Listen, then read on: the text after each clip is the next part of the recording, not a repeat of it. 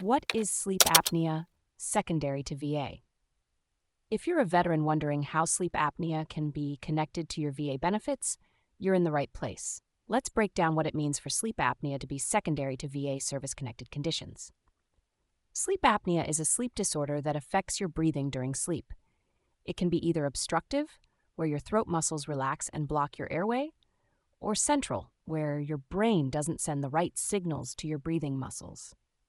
For veterans, sleep apnea can be service-connected in two main ways: primary and secondary. Primary service connection means you developed sleep apnea directly during your military service. However, sleep apnea can also be secondary to other service-connected conditions. To establish a secondary service connection for sleep apnea, you need to prove that your sleep apnea is a result of another condition that is already service-connected. For example, if you have chronic rhinitis, asthma, a deviated septum, or diabetes mellitus type 2, and these conditions led to your sleep apnea, you can claim secondary service connection. Here are some specific conditions that can lead to sleep apnea and qualify for secondary service connection. Asthma. If you have asthma, it can weaken your throat muscles, making it more likely for your airway to collapse during sleep, leading to obstructive sleep apnea. GERD, gastroesophageal reflux disease.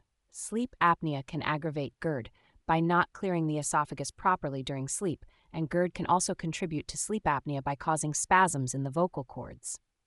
PTSD, post-traumatic stress disorder. There's a strong link between PTSD and sleep apnea. Veterans with PTSD are more likely to develop sleep apnea due to symptoms like sleep deprivation, insomnia, and hyperarousal. Anxiety and depression. These mental health conditions can also lead to sleep apnea.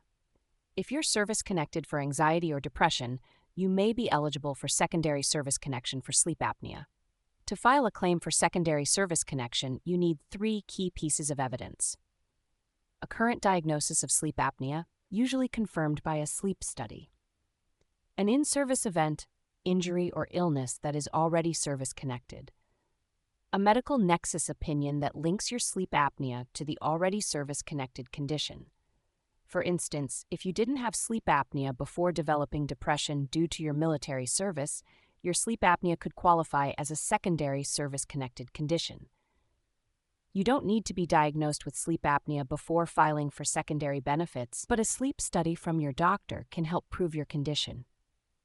Understanding these connections can help you navigate the VA benefits system more effectively and ensure you receive the compensation you deserve for your sleep apnea and related conditions.